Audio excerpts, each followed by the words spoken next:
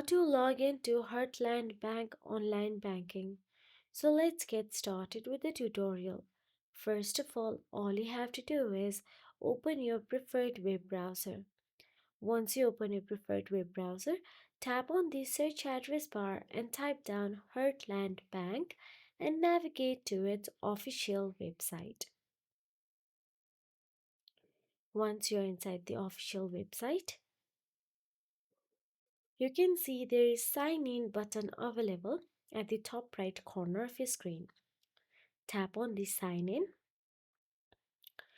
Inside sign in, you'll get to see login option available. Now all you have to do is enter user ID and password in the designated field and tap on the sign in button available there. And that is it.